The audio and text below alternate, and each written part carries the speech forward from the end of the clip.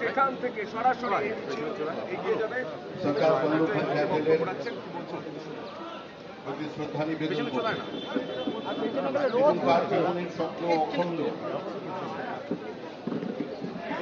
ভারতবর্ষ সাংস্কৃতিক মানচিত্রকে রাজনৈতিক মানচিত্রে রূপান্তরিত করবার তার যে প্রতিষ্ঠা তার প্রয়োজন স্মরণ করতে আজকে আমরা সারা ভারতবর্ষ আসমুদ্র হিমাচল এই রান ফর ইউনিটি গঠন করবার জন্য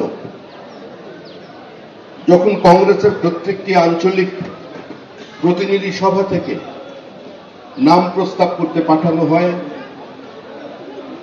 তখন 15টি প্রাদেশিক সভার মধ্যে থেকে 13টি সভা এবং যার মধ্যে আমাদের এই অখণ্ড বাংলাও আছে তারা সর্দার বল্লভভাই প্যাটেলের নাম প্রস্তাব করেছিলেন। 15টির মধ্যে 2টি ভোট পেয়েছিলেন পট্টভি সীতারামাইয়া, কিন্তু গান্ধীজির ইচ্ছাকে গান্ধীজির নির্দেশকে অমান্য না করে আজীবন গান্ধীবাদের প্রতি তার আস্থা এবং গান্ধীজির প্রতি তার শ্রদ্ধার কারণে সর্দার বল্লভভাই প্যাটেল কোনদিন প্রধানমন্ত্রীর দাবিদার হলেন। তিনি 522টি প্রিন্সলি স্টেটকে স্বাধীন ভারতবর্ষে যুক্ত করেছিলেন। প্রাথমিক অবস্থায় জম্মু কাশ্মীর, জুনাগড় এবং হায়দ্রাবাদ আমাদের ভারতবর্ষের সঙ্গে যুক্ত হয়নি, কিন্তু লৌহ মানবের প্রচেষ্টা, তার দৃঢ় সংকল্প এবং কোন চাপের কাছে আত্মসমর্পণ না করে যিনি ভারতবর্ষকে অখণ্ড রেখেছেন, বর্তমান ভারতের মানচিত্রকে আজকে আমাদের জন্য রেখে গেছেন, সেই লৌহ মানবের প্রতি শ্রদ্ধা জানাতে আজকে আমরা এই রান ফর ইউনিটি ভারতবর্ষের ঐক্য, অখণ্ডতা এবং সার্বভৌমত্ব রক্ষা করবার জন্য আজকে পৌঁছেছে।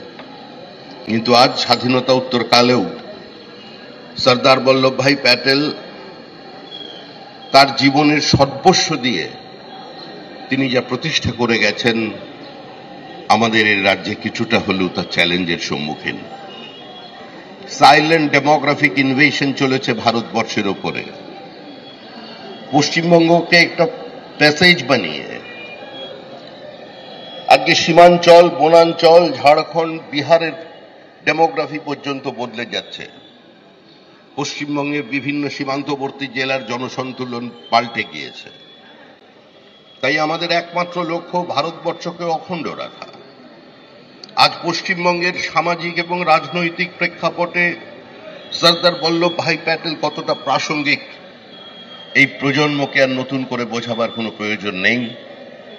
আমরা এসেছি আজকে এই প্রতীকী যাত্রার মধ্যে দিয়ে সারা ভারতবর্ষকে আরেকবার সর্দার বল্লভভাই প্যাটেলের কথা মনে করিয়ে দিতে, সম্পূর্ণ বিপরীত রাজনৈতিক পরিস্থিতির মধ্যে দাঁড়িয়ে আন্তর্জাতিক চক্রান্তের কাছে মাথা নত না করে মানুষের ঔদ্ধত্য, উচ্ছ্বাস, আবেগ, ধর্মান্ধতা, সাম্প্রদায়িকতা সমস্তকে যিনি গুঁড়িয়ে দিয়ে আজকে এই ভারতবর্ষের জন্ম দিয়েছিলেন, এই ভারত বর্তমান মানচিত্র যিনি তৈরি করেছেন, আজকের দিনে তাকে শত কোটি প্রণাম।